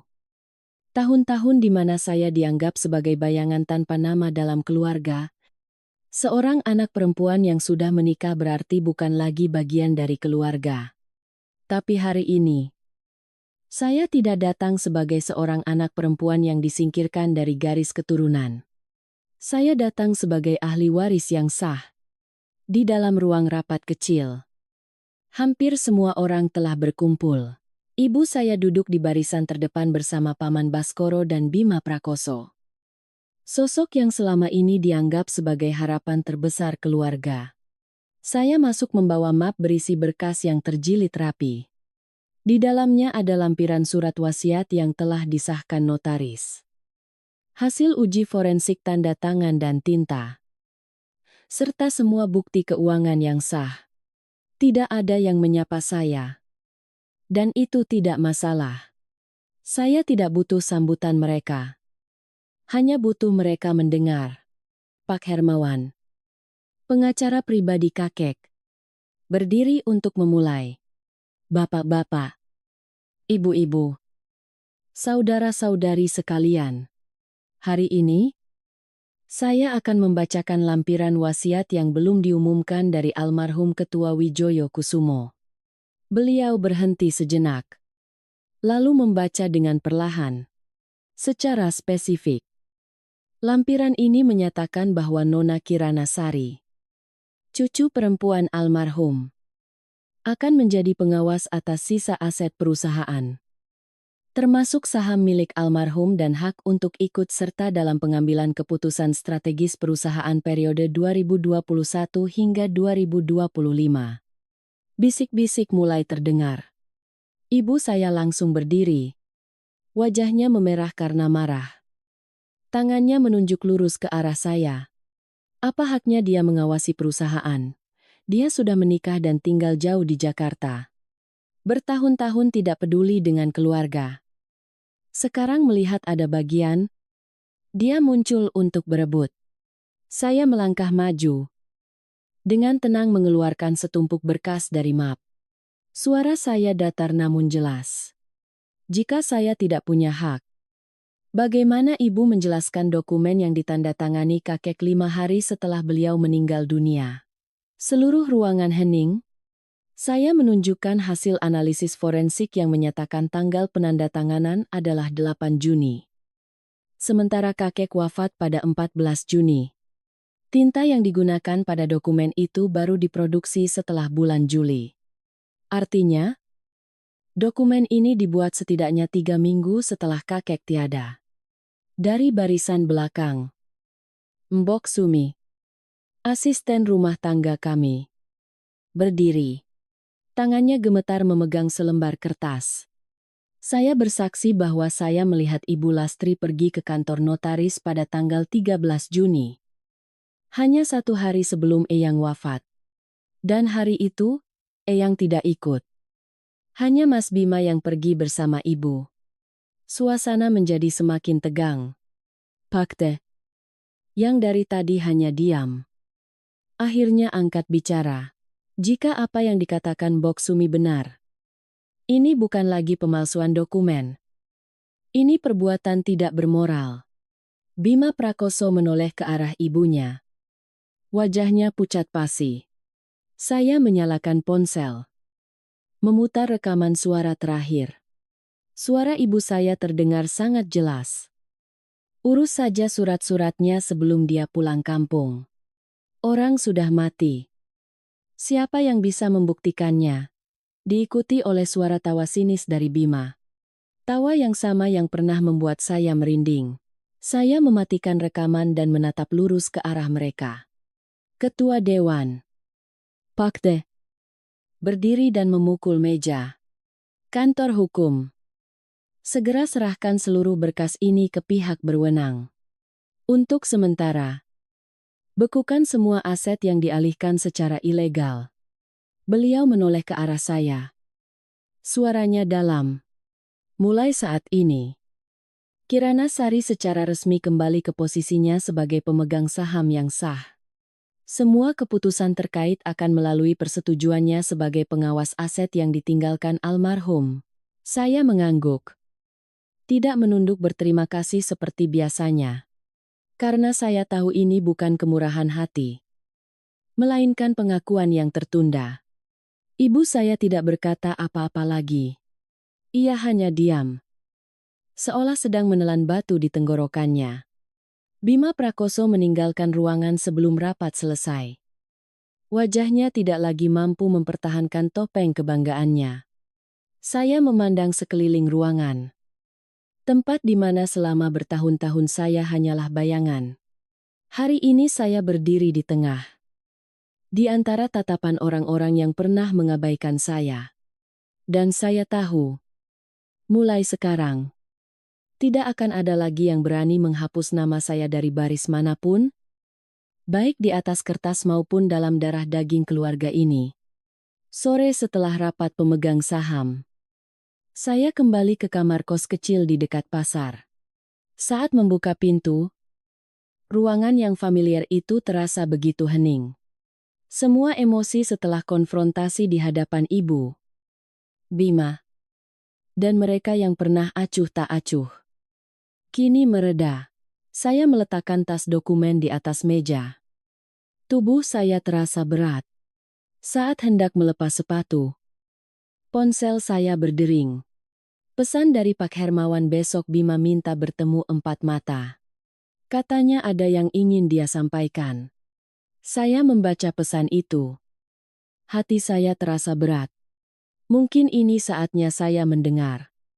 Bukan untuk memaafkan, tetapi untuk memahami semua sudut gelap yang pernah tersembunyi. Menjelang sore, saya datang ke warung kopi di tepi Sungai Bengawan Solo. Tempat saya dan Bima pernah sering duduk saat masih SMA. Warungnya masih sama.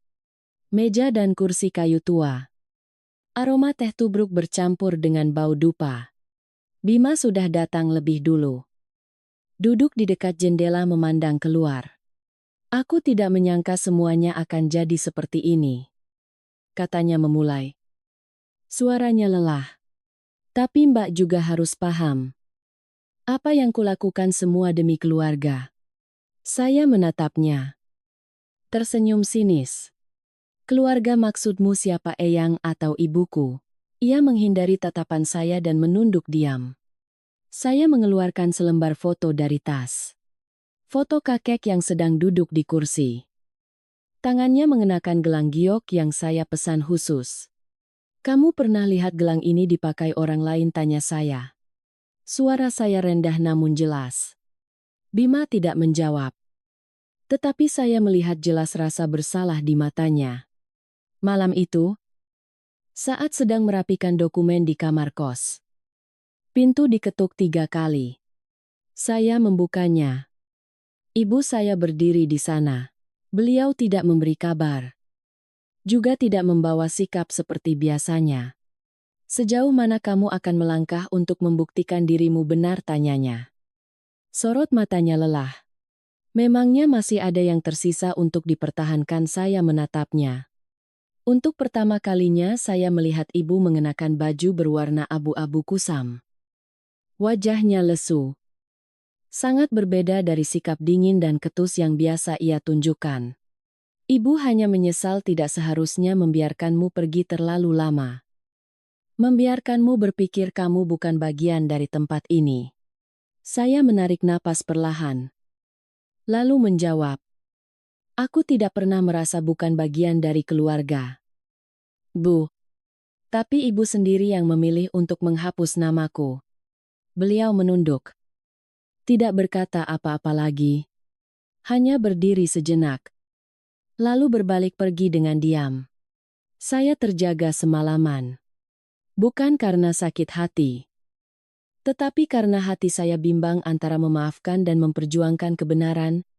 Saya membaca kembali setiap baris dalam surat kakek. Setiap goresan tulisan yang miring dan gemetar. Setiap rekaman suara yang tersimpan di ponsel. Di luar, hujan mulai turun. Saya teringat kakek. Teringat sore itu ketika saya pulang kampung untuk acara pernikahan sepupu dan ditempatkan di meja tambahan di dekat dapur. Kakek diam-diam datang. Meletakkan tangannya di bahu saya. Dan berbisik. Nduk. Kelak jangan biarkan orang lain menentukan di mana kursimu. Sekarang saya paham. Beliau tidak hanya menasihati. Beliau memberikan perlindungan terakhir dengan kehormatannya sendiri. Pagi-pagi sekali. Saat saya sedang melipat berkas. Mbok Sumi mengetuk pintu. Di tangannya ada sebuah amplop kuning yang sudah kusam. Ini titipan almarhum Eyang. Beliau berpesan agar saya simpan. Dan baru boleh saya berikan kalau Neng sudah berhasil mendapatkan kembali suaranya. Katanya dengan suara tercekat. Saya menerimanya. Di atas amplop. Tertulis dengan tinta biru, untuk putriku yang pernah dihapus namanya. Saya mendekap surat itu di dada. Belum berani membukanya. Karena saya tahu. Di dalamnya ada sesuatu yang kakek tinggalkan. Tidak hanya untuk saya. Tetapi untuk seluruh kebenaran yang pernah terkubur. Saya duduk terdiam di tepi tempat tidur. Amplop kuning kusam itu tergeletak di hadapan saya.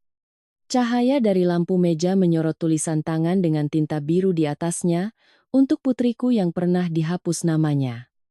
Tangan saya gemetar saat membuka amplop itu. Di dalamnya, ada selembar kertas tulisan tangan. Goresan khas kakek yang masih miring seperti saat beliau menandatangani buku-buku catatan ketika masih sehat. Baris pertama membuat saya tercekat. Jika kamu menerima surat ini, artinya kamu sudah cukup kuat untuk berjalan hingga akhir kebenaran. Saya membaca baris demi baris. Kata demi kata. Air mata jatuh. Bukan karena sakit. Tetapi karena hangat. Dalam suratnya, kakek bercerita tentang malam-malam tanpa tidur saat melihat keluarganya semakin terpecah. Tentang rasa tidak berdaya ketika tidak bisa mempertahankan kebaikan di antara orang-orang yang pernah ia percaya. Eyang ingin memanggilmu pulang sejak lama. Tapi Eyang tahu, tidak ada orang lain selain dirimu yang bisa melangkah pulang dengan kakimu sendiri. Seseorang hanya bisa memiliki apa yang berani ia hadapi. Dan Eyang percaya padamu. Saya terisak pelan saat membaca bagian di mana kakek menyebut saya. Cucu perempuan yang pernah disingkirkan dari daftar hadir acara keluarga karena sudah menikah. Beliau menulis. Harta bukanlah yang Eyang sesalkan. Yang Eyang sesalkan adalah seorang cucu perempuan. Hanya karena sebuah kursi yang kurang di meja makan.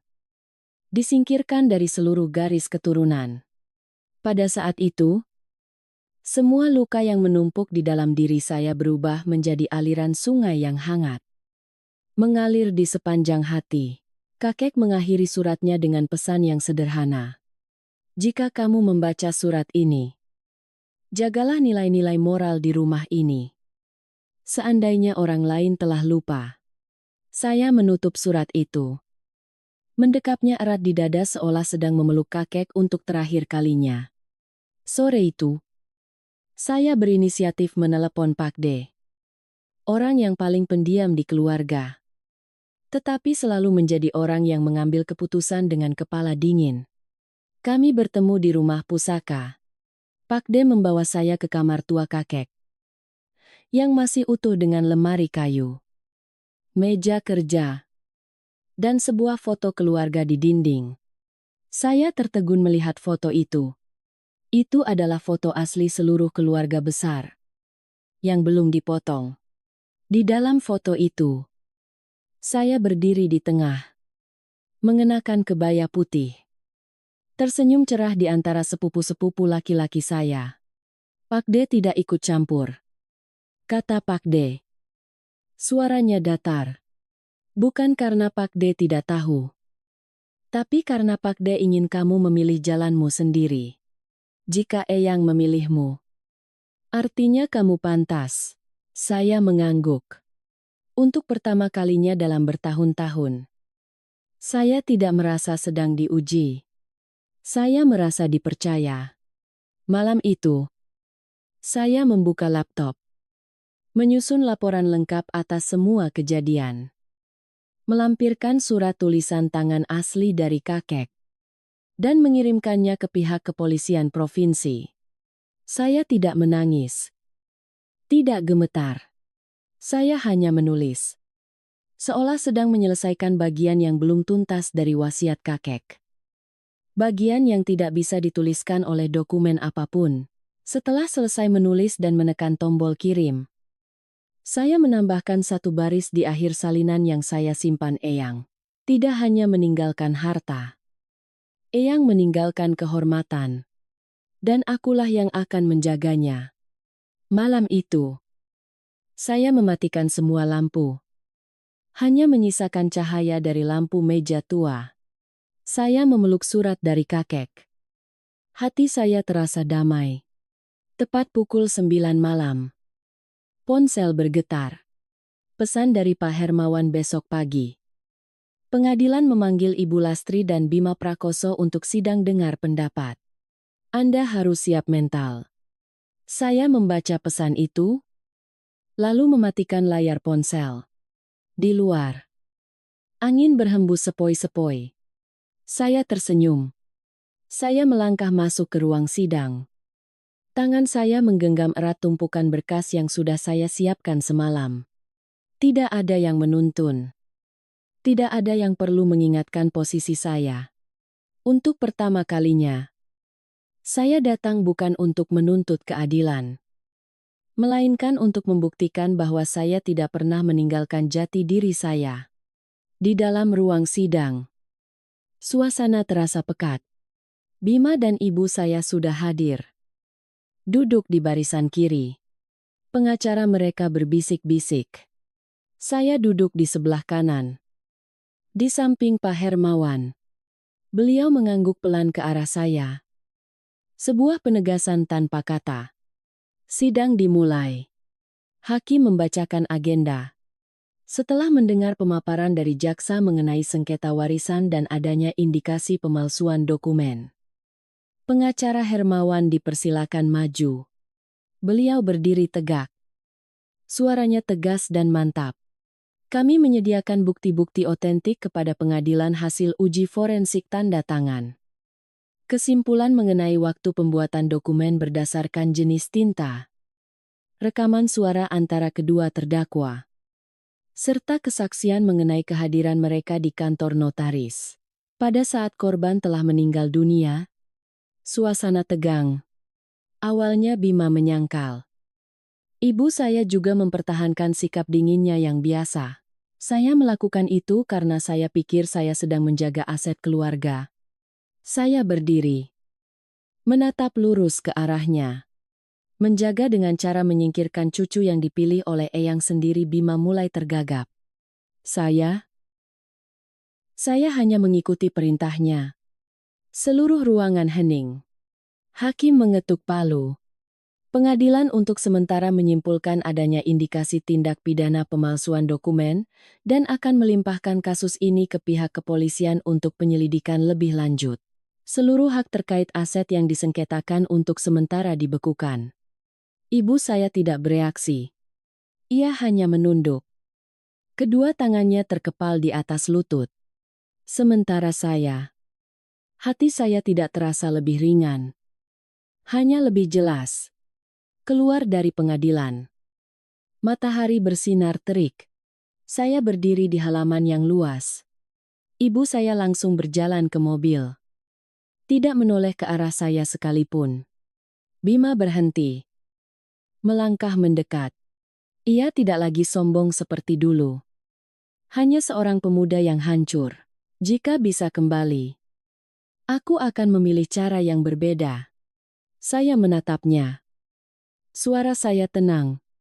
Kamu bisa memilih lagi. Tapi aku tidak. Karena aku telah kehilangan terlalu banyak tahun hanya untuk membuktikan bahwa aku tidak salah. Ia mengangguk. Lalu berjalan pergi dalam diam. Saya tidak butuh permintaan maaf lagi. Dari siapapun. Karena bagi saya, keheningan terkadang sudah menjelaskan segalanya.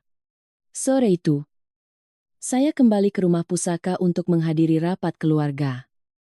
Di mana semua orang yang pernah menghapus nama saya dari daftar warisan kini menunggu saya kembali. Pakte berdiri. Suaranya hangat dan pelan. Kami semua setuju untuk menyerahkan pengelolaan dana aset almarhum kepada Kirana. Apakah ada pendapat lain? Saya berdiri.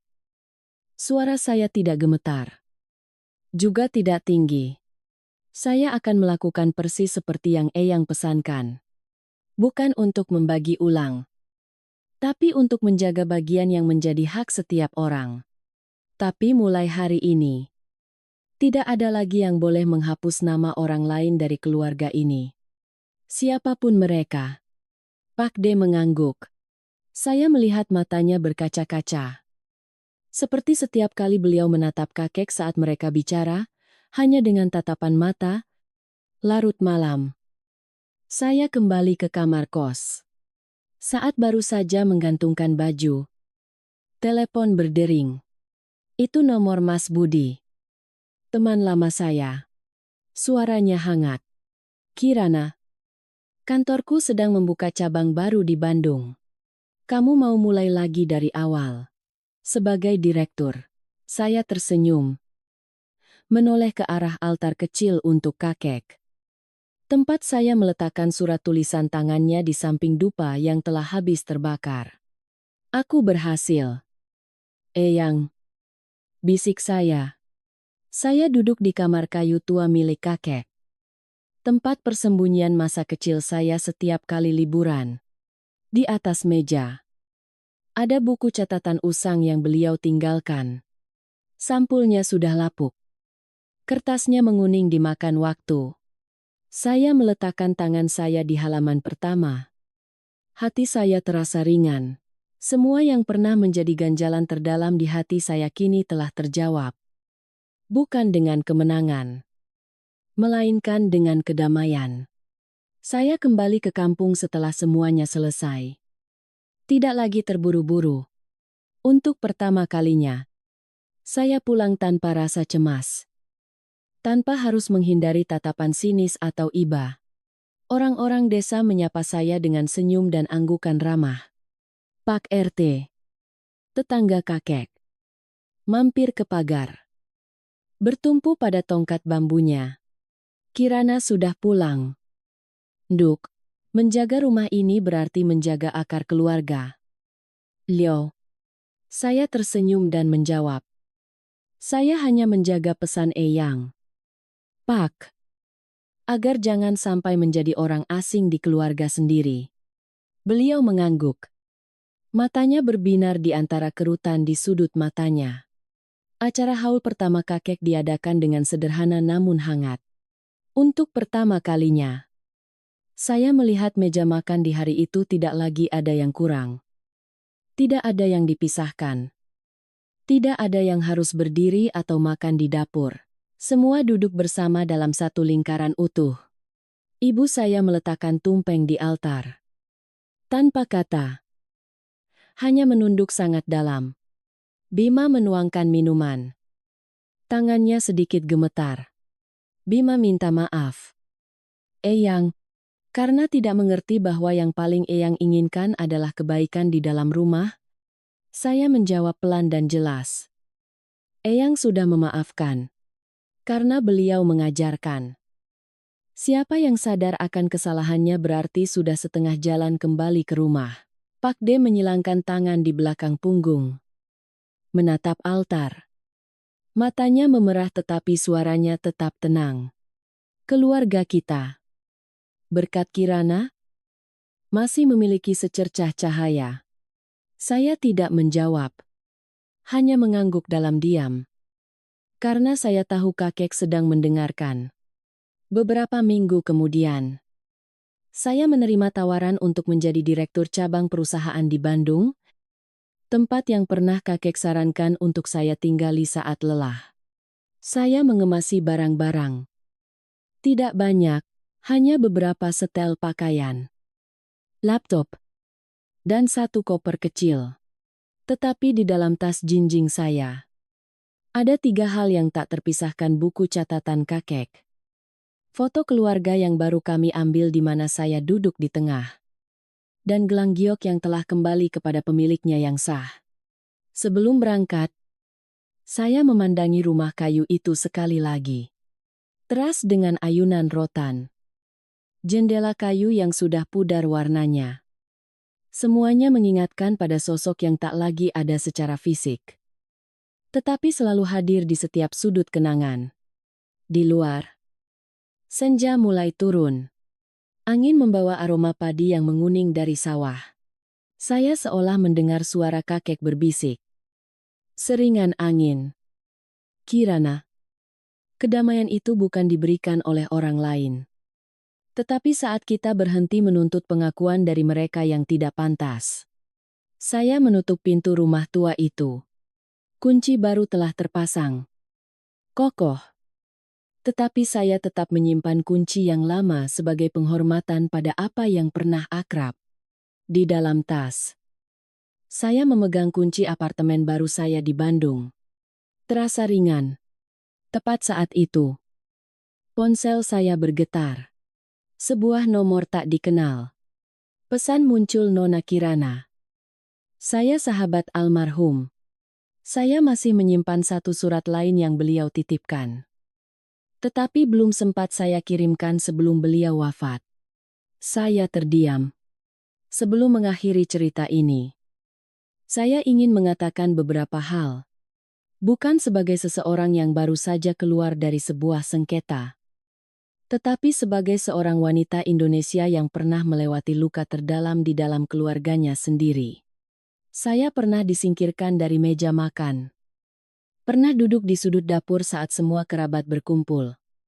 Pernah berpikir bahwa jika saya tidak berteriak, tidak berebut, maka tidak akan ada yang mengingat keberadaan saya. Tetapi setelah semua ini, saya sadar. Wanita yang kuat bukan dinilai dari suaranya yang lantang, melainkan dari pemahamannya, dari caranya bertindak di saat yang tepat, dan dari keberaniannya berjalan sendirian dalam diam. Namun cukup tegar untuk membuat orang lain menoleh dan menghormatinya. Saya tidak memilih balas dendam. Saya memilih kebenaran. Saya tidak butuh bagian lebih. Saya hanya perlu menjaga kehormatan untuk diri saya, dan untuk orang yang telah mempercayai saya dengan seluruh hidupnya. Jika Anda berada di posisi saya, apa yang akan Anda lakukan? Pernahkah Anda merasakan diabaikan di dalam keluarga sendiri? Apa yang Anda pelajari dari kisah saya hari ini? Bagikan perasaan dan cerita Anda di kolom komentar. Jika kisah ini membuat Anda menemukan diri Anda atau menginspirasi Anda untuk hidup lebih positif, silakan tinggalkan komentar dengan angka 1, Dan jangan lupa untuk berlangganan channel ini untuk menemani saya dalam kisah-kisah kehidupan selanjutnya yang sederhana namun mendalam.